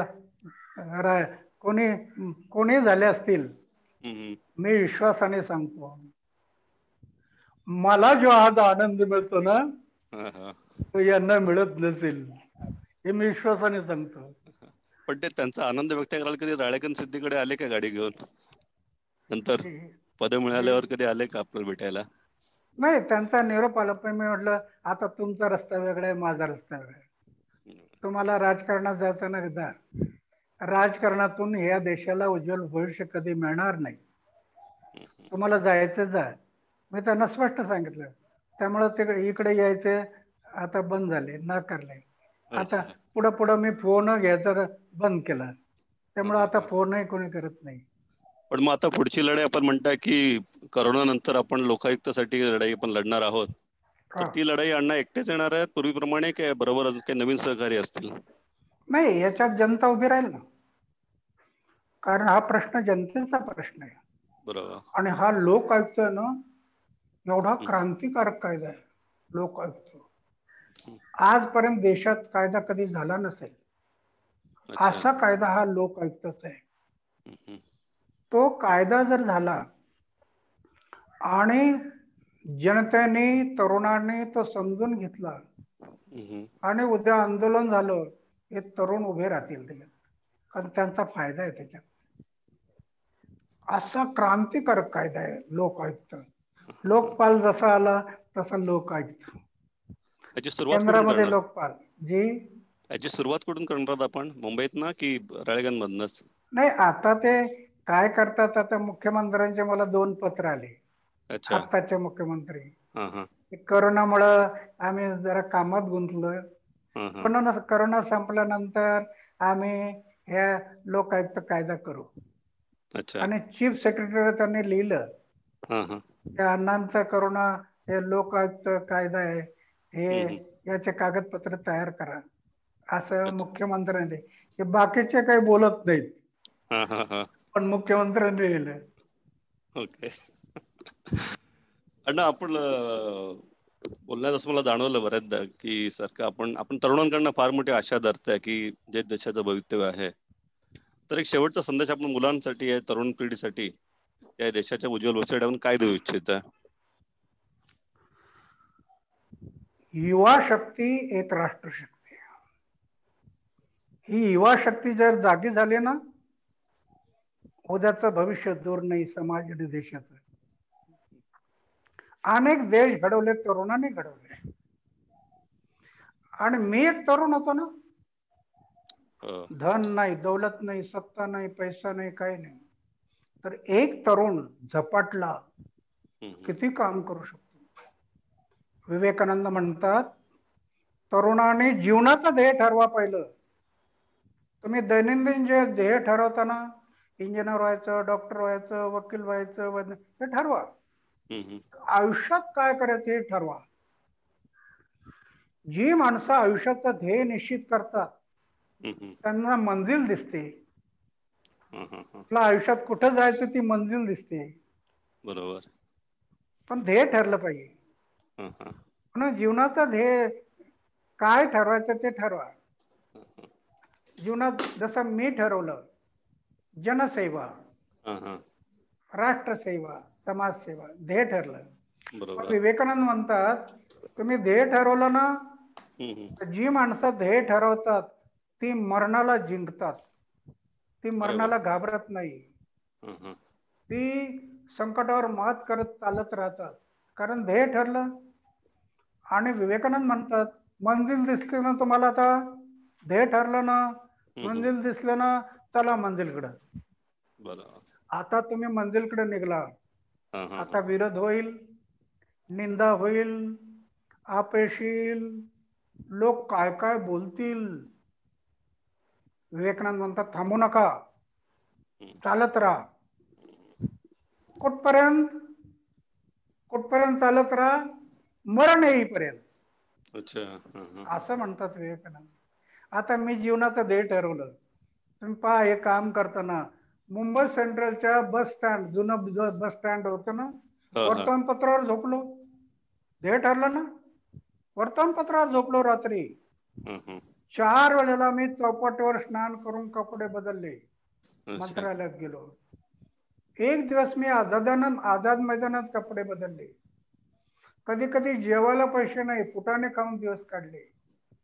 एसटीला पैसे नाही, ट्रकने प्रवास केला. मला वेळोवेळी विवेकानंदांचे विचार समोर येत होते. थांबू नको, चालत राहा, मरण आलं तरी चालेल. आणि मरण आलं तरी चालेल हे शब्द माझ्या बरोबर डोक्यात बसले होते. म्हणून मरणाला मी कधी घाबरलो नाही, चालत राहिलं. आणि आज इथपर्यंत आलो. तर तरुणांनी जीवनाचं ध्येय ठरवा. एक संबंध आयुष्याचं ध्येय ठरवा. समजा इंजिनियर झाला, डॉक्टर झाला, वकील झाला, झाला, पुढे काय? मग त्याच्यातून लखपती झाला, करोडपती झाला, पुढे काय? आलाय रिकामाताने, जाणार आहे रिकामाताने. हो ना. काय पुढं काय? म्हणून जीवनाचं ध्येय ठरवा तुम्ही. आयुष्याचं ध्येय ठरलं की तो मरणाला जिंकलेला असतो. म्हणून तरुणांना माझी विनंती आहे, हे ध्येय ठरवताना मी 5 गोष्टी ज्या सांगितल्या त्याचं पालन करा. शुद्ध आचार, शुद्ध विचार, निष्कलंक जीवन, जीवनात त्याग आणि अपमान पचवायची शक्ती आली बस. 5 गोष्टी. बरोबर. 50,000पेक्षा मोठं काम तुम्ही करू शकाल. 50,000. हे का करायचं? अरे, ज्या स्वातंत्र्यात आम्ही वावरतो ते स्वातंत्र्य काय सहज मिळालं आम्हाला? मागे वळून पहा ना, लाखो लोकांनी बलिदान केलं ना आमच्यासाठी. विवेकानंद, तुमचे भगतसिंग, सुखदेव, राजगुरू फासावर चालले, फासावर डोळ्यांनी फास पाहतात. 2 मिनिटात आता फाशी चढणार आहे, डोळ्यांनी पाहतात. तरी घोषणा चालू होत्या, इन्कलाब जिंदाबाद, वंदे मातरम, भारत माता की जय. आणि इंग्रजांना सांगत होते, अरे ह्या जन्माची काय, पुढच्या जन्माची फाशी आजच द्या, आमची तयारी. कशासाठी? आमच्या स्वातंत्र्यासाठी. त्यांना काय आठवण ठेवणार की नाही आम्ही? हा खरा प्रश्न आहे. म्हणून माझी विनंती आहे तरुणांना, सगळ्यांनी अण्णाहजारेची नकल करू नका. तुम्हाला माझा हा संदेश नाही, मी लग्न केलं नाही म्हणून तुम्ही करू नका, असा संदेश नाही. लग्न करा, प्रपंच करा. अण्णा हजारेने लग्न केलं नाही पण प्रपंच सुटला नाही. लहान प्रपंच करायचा होता, तो लहान करता करता मोठा झाला. सगळा देश माझा प्रपंच झाला. म्हणून तरुणांनी तुम्ही प्रपंच करा, माझ्यासारखा वेळेत राहू नका. एवढं सोपं नाही. हे मन एवढे चंचल आहे ना, कधी धोका देईल सांगता येत नाही. अरे विश्वामित्राला धोका दिला ना त्या मनाने, 1200 ऋषीला धोका दिला ना. म्हणून अण्णा हजारेची नकल करू नका. लग्न करा, प्रपंच करा. लहान करता करता मोठा प्रपंच करा. अरे मोठ्या प्रपंचाचा आनंद आहे, हे लहान प्रपंच ना याच्यात दुःख आहे. कारण सगळं माझं आहे, हे माझं, ते माझं, हे माझं, ते माझं. संडासचं डबडं हरवलं तरी हळहळ करत बसतो, कुठे गेलं काय माझं. अरे तू जन्माला आलाय रिकामा हाताने, तुला जायचंय रिकामा हाताने. काय माझं इथे? काही माझं नाही. ना हात जोडून घेतो आणि दुःखाला कारण ठरतो. म्हणून तरुणांनी ध्येयवादी व्हा, ध्येय ठरवा. अण्णा जरची नकल करू नका. हो अण्णा, म्हणजे आपण जे बोललात ते अगदी हे सत्य आहे. जे तुमचं बोलणं तेवढंच 83 वर्षी आपण इतकं सतत बोलत राहतात, असं वाटतं की संपूर्ण रात्रभर देखील मैफल चालली तरी आपण गप्पा मारत बसू. मला वाटतं मी ज्या 25-27 वर्षापूर्वी राळेगण सिद्धीला आलो होतो, 3 दिवस राहिलो होतो, शेवटच्या दिवशी आपली भेट झाली होती आणि अशाच आपल्या गप्पा रंगल्या होत्या त्यावेळेला सगळ्यांबरोबर मारताना. आज बऱ्याच वर्षांनी तो योग आला जुळून, पण मलाही देखील बरं वाटलं. आणि आपण खरं मला वाटतं ऑनलाईन भेटतो ही आपली देखील पहिलीच मुलाखत असावी. आम्हाला देखील तो मोठा भाग्य मिळालं की आपण भेटलात आणि आपला वेळ दिलात, त्यासाठी खरोखर धन्यवाद आहे. सुयश सर, मी तर आपल्याकडे फोन करतोय. ढवळ सर, तुम्हाला काही बोलायचं? हो, काही जण प्रश्न होते, मग मी समारोपाच्या आधी विलास विषयावर बोलतो. हो, इथे प्रश्न घ्यायच्या अगोदर एक गोष्ट आवर्जून सांगतो की अण्णांनी आतापर्यंत फेसबुक लाईव्ह वगैरे केलं होतं, मात्र हे इंटरव्ह्यू पहिल्यांदा आपल्यासाठी, सगळ्यांसाठी, आपल्या प्रेमासाठी ते इथे करत आहेत. त्यामुळे त्यांचं विशेष म्हणजे कौतुक तर नाहीच सर. अण्णा, तुम्हाला नमस्कार यासाठी. म्हणून आपण मोजके असे 1-2 प्रश्न घेऊया, कारण की आपल्याला वयाचा मानही ठेवायला पाहिजे. एवढा गप्पा, जवळपास 1-सव्वा तास गप्पा झाल्या. मी आमच्या प्राध्यापिका सुषमा सातपुते मॅडम यांना विनंती करतो की त्यांनी कृपया त्यांचा प्रश्न विचारावा. सातपुते मॅडम. धन्यवाद प्रधान सर. अण्णा नमस्कार. मी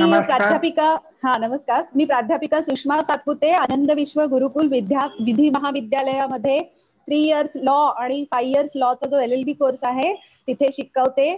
आणि आजचं हे विधिलिखित नेट भेट याचं 99वं पुष्प तुम्ही तुमच्या प्रेरणादायी विचारांनी फुलवलं, याबद्दल तुमची मी आभारी आहे. आनंद तर आहेच, आणि शिवाय मला सार्थ अभिमान आहे, कारण अण्णा मी पारनेरचीच आहे. माझं माहेर आणि सासर पारनेर तालुक्यातलं चिंचोली हे गाव आहे. आम्ही लहानपणापासून तुमच्या कथा ऐकत वाढलेलो आहोत. आणि मला असं सांगायचं की मी तुम्हाला तुम्ही घडविलेलं समाज परिवर्तन याची देही, याची डोळा स्वतः येऊन पाहिलेला आहे. आणि खरोखरच ते आमच्या लॉच्या विद्यार्थ्यांनीही पाहायला हवं. आणि तुम्ही आम्हाला संमती दिली की कोरोना नंतर नक्की या. तर ढवळ सर आणि आमचे प्राचार्य ऍडव्होकेट सुयश प्रधान यांच्या संमतीने आम्ही नक्कीच राळेगण सिद्धीला नंतर येऊ. आणि कायद्यामध्ये समाज परिवर्तनासाठी खरोखर कायद्याचा हा मोठा सहभाग असतो. त्याबद्दल धन्यवाद. आणि तुमचे प्रेरणादायी विचार ऐकता ऐकता अण्णा मला 4 ओळी सुचल्या, त्या तुमच्या सन्मानार्थ मी आज इथे सादर करते. आपण आहात आमच्या पारनेरची शान. आपण आहात आमच्या पारनेरची शान. संपूर्ण भारत देशाला आहे तुमचा अभिमान. संपूर्ण भारत देशाला आहे तुमचा अभिमान. तुमच्या समाज कार्यासाठी पद्मश्री, पद्मभूषण हा खरोखरच सार्थ सन्मान. तुमच्या समाज कार्यासाठी पद्मश्री, पद्मभूषण हा खरोखरच सार्थ सन्मान. तुम्ही रुजविलेल्या सामाजिक मूल्यांची व तत्वांची युवा पिढीने ठेवावी जाण. या युवा पिढीने ठेवावी जाण, आणि नक्कीच मग निर्माण होईल भारत देश महान. नक्कीच मग निर्माण होईल भारत देश महान. धन्यवाद अण्णा. आणि खरोखरच तुम्ही आता जे 5 मौलिक विचार सांगितले, 5 मूल्य जी सांगितली, शुद्ध आचार विचार, निष्कलंक जीवन, त्याग आणि अपमान पचविण्याची शक्ती, ही मूल्य आम्ही नक्कीच रुजविण्याचा प्रयत्न करू. आणि धन्यवाद सर. मी हेच मला बोलायचं. अण्णा, एक प्रश्न असा विचारलेला आहे विद्यार्थ्यांनी की 2005च्या तुलनेत 2008 मध्ये जे करप्शन रेट आहे ते कमी होत गेलंय, पण गती कमी आहे. तर यासाठी म्हणून विद्यार्थ्यांना आपण काय संदेश द्याल या मार्फत, हा एक प्रश्न आहे. नाही, मी सांगितलं ना, विद्यार्थ्याने आपल्यापासून सुरुवात करा. मी वार्षिक परीक्षेत कॉपी करणार नाही, इथून सुरुवात करा. प्रत्येक विद्यार्थ्याने इथून सुरुवात केली ना, मग आपोआप पुढे मोठं वाढत जाईल. आपल्यापासून सुरुवात करा. मग आता तुम्हाला हे करायचं ना अशा प्रकारचं काम, तर तुम्ही थोडासा स्टडी केला पाहिजे, अभ्यास केला पाहिजे. आणि हा देश कायद्याच्या आधारे चाललेला देश आहे.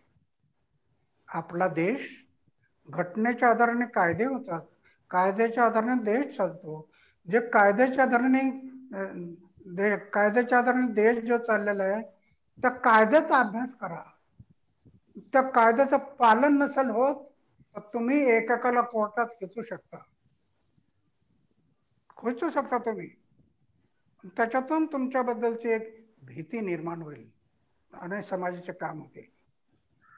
म्हणून कायदा, आता मी कायद्याचा आधार घेत गेलो. माझं शिक्षण आहे 7वी, पण मी घटनेत सारखं पाहत असतो कुठं काय, आणि घटनेच्या आधाराने जे कायदे होतात त्या कायद्याच्या आधाराने मग जेवढं होईल तेवढं करत राहतो. तसं तुम्ही तरुणांनी ह्या कायद्याचा आधार घ्या.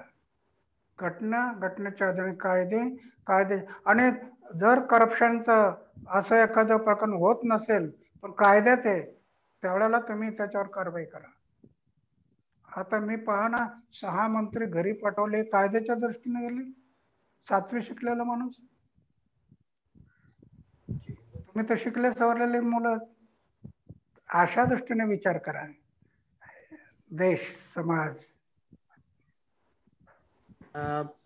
आपले सतीश प्रधान ज्ञानसाधना महाविद्यालयातील डॉक्टर श्रीरंग कुडुक सर आहेत. त्यांना प्रश्न विचारायचा. सर, आपला प्रश्न कृपया इकडे विचारावा.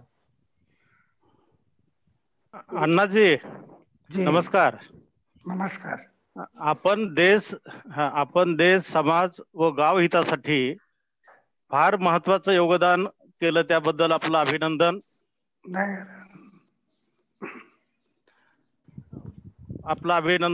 एक अण्णांना मला वेगळा प्रश्न विचारायचा. आपण नगरचे सुपुत्र आहात, तर त्याच्यासाठी हा एक वेगळा प्रश्न आहे. माझंही गाव नगरच्या पुढे पाथर्डी भगवानगडाच्या जवळ आहे आणि मी आपल्याला स्वतः प्रत्यक्ष भेटलो, तिथे येऊन भेटलो. तर माझा प्रश्न असा वेगळा प्रश्न आहे. नगर, आळेफाटा, माळशेज घाट मार्गे कल्याण मुंबई रेल्वे मार्ग यासाठी आपली काही भूमिका असेल का? मी जन्मल्यापासून फक्त ऐकतोय की नगर मार्गे रेल्वे होणार आहे मुंबईला. तर आपल्यासारख्या व्यक्तिमत्वानं जर ते उचलून घेतलं तर निश्चितपणानं त्याला कुठंतरी वेग येईल असं मला वाटतं. म्हणून हा प्रश्न विचारतो मी. बरोबर आहे, तुम्ही म्हणता ते बरोबर आहे. पण होतं काय, मी आता महाराष्ट्रात देशात फिरतो, गाडीतून उतरलो की लोक जमलेले असतात आणि घोषणा चालू असतात. अण्णा हजारे आगे बढ़ो, हम तुम्हारे साथ है. अण्णा हजारे आगे बढ़ो, हम तुम्हारे साथ है. मागवळून पाहिलं तर कोणीच नाही. तर आणे माळशात सुद्धा प्रश्न सुटू शकेल. संघटित झाला तर प्रश्न सुटू शकेल. एक अण्णा हजारेकडून सुटणार नाही. त्याला संघटन करावं लागेल. संघटनेच्या माध्यमातून प्रयत्न करावा लागेल. अगदी धन्यवाद अण्णा. धन्यवाद. मला असं वाटतं की जवळजवळ 1.5 तास आपल्याशी अव्ययपणे बोलतायत. अण्णाजी, आम्हाला किती आनंद झाला हे आम्ही तुम्हाला नाही व्यक्त करू शकणार. किंबहुना आज आमचं खरोखर भाग्य आहे. आणि विशेष म्हणजे मी अमोलला मुद्दापासून आमच्या संस्थेच्या वतीने जाहीर आभार याचं व्यक्त करतो की अमोलमुळे आज आम्हाला अण्णांशी समोर गप्पा मारायची संधी मिळाली. मला आठवतं अमोल, मी अण्णा आपल्याकडे आलो होतो आणि खूप मंडळी आपल्याला काही ना काहीतरी कोण गुच्छ घेऊन देत होती. असं बऱ्याच सगळेजण आपल्या या बैठकीच्या खोलीमध्ये आपण बसला होता. आणि मी जी विवेकानंदांच्या जीवनावरती कादंबरी लिहिली, नरेंद्र ते विवेकानंद एक झंझावात, आणि त्याच्यावर पुढे नाटक आलं संन्यस्त ज्वालामुखी, ज्याचे विश्वविक्रमी प्रयोग झाले. ती पुस्तकं जेव्हा मी आपल्या हातामध्ये दिली, म्हणजे सगळ्या माझ्या मित्रांना सांगावं असं वाटेल की माणसाची भक्ती कशी असू शकते. तेव्हा अण्णांना अनेक लोक काही ना काही आणून देत होते. अण्णा फक्त हात लावत होते, वस्तू बाजूला ठेवत होत्या. माझ्या नाटकाचं पुस्तक आणि ती कादंबरी अण्णाने हातात घेतलेली आपल्या बंगल्यात ठेवली होती. ती मात्र कोणाच्या हातामध्ये दिली नाही. म्हणजे निव्वळ विवेकानंद हे नाव घेऊन अण्णा जगले नाही तर जगतायत.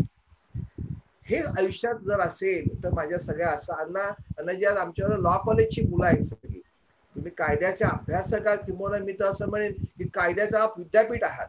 आमच्या लॉच्या विद्यार्थ्यांनी हे विचारात घ्यावं की अण्णांचं चरित्र जरी आपण वाचलं ना तरी मला असं वाटतं की ज्या क्षेत्रामध्ये तुम्ही काम करणार आहात एक वकील म्हणून, तर तुम्हाला एक वेगळा आधार मिळेल. जसं अण्णा म्हणाले की लग्न करावं असं मला वाटत होतं, लगेच विवेकानंद वाचायचं. एखादं मूल बघितल्यानंतर मन माणसाचं किती अस्थिर असू शकतं, पण त्या मनावरती देखील संयम करायची जी काही शक्ती त्या अण्णांमुळे आपल्याला खरोखर आपल्याला तर आठवण. लॉच्या विद्यार्थ्यांनी लक्षात ठेवा की लॉ मध्ये शिकत असते मी, कायद्याचा अभ्यास करते मी, अण्णा नावाचं दैवत आपल्या समोर ठेवा आणि मला समाजासाठी देशासाठी काहीतरी करायचंय. आज निवड अण्णा कर्मयोग जगत नाहीये. म्हणजे भगवद्गीतेमध्ये 4 योग सांगितले आहेत, कर्मयोग, ज्ञानयोग, राजयोग आणि भक्तियोग. विद्यार्थी मित्रांनो 2 योग जरी तुम्ही शेवटचे म्हणजे भक्तियोग आणि कर्मयोग जरी आपण आयुष्यामध्ये आचरणात आणला, ज्ञानयोग तर जाऊ दे चालू आपल्या वाटेने, अण्णा म्हणताय शिकताय एवढं शिका, एवढं मिळवायचं तेवढं मिळवा, पण ते सोपं काम नाही ज्ञान मिळवणं. ज्ञानाची व्याख्या विवेकानंदाने फार वेगळी सांगितलेली आहे. पुस्तकांमधनं जे मिळतं ते ज्ञान नाही, त्याच्या पलीकडे जे काय आहे. आता अण्णासारखे 7वी व्यक्ती शिकलेला माणूस दिल्लीच्या पंतप्रधानांना हलवतो, सोपी गोष्ट आहे का हो? अनेक IAS ऑफिसर, अनेक जी अण्णांमुळे मोठी मोठी चेहरे, जसं आता शशीने ज्यांचा उल्लेख केला, ही सगळी अण्णांच्या बरोबर होते. एका 7वी शिकलेल्या माणसाच्या बरोबर त्या क्षेत्रामध्ये स्टॉलवर्ड माणसं केव्हा येऊ शकतात, तर तुमच्या कामावरती निष्ठा असेल. अण्णांनी मला सगळं, ती शाळाही मी पाहिली होती, सगळे ती त्यांची गोशाळाही पाहिलेली होती, खूप आनंद झाला होता. म्हणजे एक वेळ मी तर विनंती तुम्हाला करी, विठ्ठलाच्या दारी जाऊ नका, पण अण्णांच्या दारी मात्र नक्की जा, की केव्हा तरी आपल्या एक ऊर्जा आणि वेगळी प्रेरणा आपल्याला मिळेल. आणि म्हणून विद्यार्थी मित्रांनो, आजचा आपला हा दिवस अतिशय महत्वाचा यासाठी की 4 भिंतींमध्ये पुस्तकामध्ये जे आपण शिकणार नाही, अण्णांमुळे आज आपल्याला मिळालं. आम्ही सगळे प्राध्यापक मंडळी आपापल्या परीने प्रयत्न करतो. अण्णाजी मला आजच्या आपण 190वे वक्ते आहात. अगदी प्रकाश आमट्यांपासून अनेक मंडळी या व्यासपीठावरती येऊन गेली आणि म्हणून आपण आलात. खरं म्हणजे मला अगदी 4 वाजेपर्यंत शंका होती अण्णांचं दर्शन होईल का, अण्णांची छाती धडधड, पण नियतीचे काही योग असतात. विधिलिखित आमच्या कार्यक्रमाचं नाव आहे. आमच्या विधिलिखित तुम्ही होतात म्हणून आम्हाला उत्स्फूर्तपणे का होईना, पण आज तुम्ही फार सुंदर गप्पा मारल्यात. अनेक विद्यार्थ्यांना काही द्यायचे ते संदेश दिलेले आहेत, किंवा आम्हा प्राध्यापकांना, आमच्या व्यवस्थापनाच्या मंडळींना, काही आमचे ठाणेकर मंडळी इथे बघतायत, या सगळ्या मंडळींना अण्णा नावाचं काय केमिस्ट्री हे आज नक्की कळलेलं आहे असं मला वाटतं. जवळजवळ 1.5 तास तुम्ही अण्णाजी, मी नक्कीच आमच्या NSSच्या मुलांना, आमच्या लॉ कॉलेजच्या मुलांना आपल्याकडे घेऊन येईन. तुम्ही आता ती परवानगी मला दिलेली आहे, मी घेऊन येईन आणि पुन्हा एकदा आपल्याला गप्पा मारायची संधी मिळेल. Over to Suyash Pradhan. Sir, आपण कार्यक्रमाच्या समारोपाला जाऊया. मी आमची लॉ कॉलेजची विद्यार्थिनी आहे, फर्स्ट इयरची. विलास ट्युशन काय बोलायचंय का? तुझे सर डिस्कनेक्ट झालेत वाटतं. ठीक आहे सर, सर पुढे सर, गो अहेड. मी आपल्या फर्स्ट इयर LLB ची विद्यार्थिनी आहे, हर्षदा साळवी. तिला मी विनंती करतो की आजच्या कार्यक्रमाचं आभार तिने प्रस्तुत करावं. हर्षदा साळवी. नमस्कार सर, आवाज येतो? नमस्कार, मी हर्षदा साळवी. विधिलिखित नेटभेटच्या या आपल्या 99व्या सत्रात आज आपल्याला ज्येष्ठ समाजसेवक माननीय पद्मभूषण डॉक्टर अण्णा हजारे पाहुणे वक्ते म्हणून लाभले आहे. अल्बर्ट आइन्स्टाईनने महात्मा गांधींबद्दल म्हणाले होते की कदाचित उद्याच्या पिढीला विश्वास देखील बसणार नाही की महात्मा गांधींसारख्या एक हाडामासांचा माणूस या पृथ्वीवर होऊन गेला. अशा पूज्य बापूंच्या सत्य अहिंसेच्या मार्गावर चालणारे अण्णा आपण. प्रत्येक आंदोलनाच्या, उपोषणाच्या माध्यमातून आजच्या तरुण पिढीत गांधी जिवंत ठेवण्याचे कार्य करत आहात. निस्वार्थ भावनेने सत्याच्या मार्गावर निर्भयपणे चालत राहिलात तर सर्व संकटे, विरोध दूर होतील आणि आपल्या समाजाचा, देशाचा विकास होईल. हा आपला जीवन संदेश आज आपण आमच्या मार्फत पोहोचवलात. आपला हा इलेक्ट्रॉनिक सहवास लाभणं हे आमचं खरं तर भाग्यच आहे. या सहवासासाठी सर तुमचे मी खूप खूप आभार मानते. तसेच या आगळ्या वेगळ्या व्यक्तिमत्वाचा प्रवास आमच्या समोर उलगडणारे आपले आजचे मुलाखतकार ज्येष्ठ पत्रकार श्री शशिकांत कोटेकर सर यांचेही मी आभार मानते. तसेच उपस्थित संस्थेचे अध्यक्ष श्री विलास तुसे सर, सचिव डॉक्टर प्रदीप ढवळ सर, खजिनदार अक्षर पारस्ती सर, सिनियर कॉलेजच्या प्राचार्य डॉक्टर हर्षला लिकिते मॅडम, लॉ कॉलेजचे प्राचार्य ॲडव्होकेट सुयश प्रधान सर यांचेही मी आभार मानते. तसेच ज्युनियर कॉलेजच्या प्राचार्य डॉक्टर सीमा हर्डीकर मॅडम, प्रायमरी आणि प्री प्रायमरीच्या प्राचार्य डॉक्टर वैदेही कोळंबकर मॅडम यांचेही आभार. तसेच कार्यक्रमात उपस्थित सर्व दिग्गज आणि फेसबुक आणि झूमच्या माध्यमातून उपस्थित असणारे सर्व श्रोते यांचेही आभार. आणि आपला आजचा हा कार्यक्रम इथेच संपन्न झाला असे मी जाहीर करते. थँक्यू. धन्यवाद. मी आता सेशन एंड करतो. सगळ्यांची विंडो क्लोज होईल. उद्या आपण परत भेटणार आहोत 5 वाजता. धन्यवाद.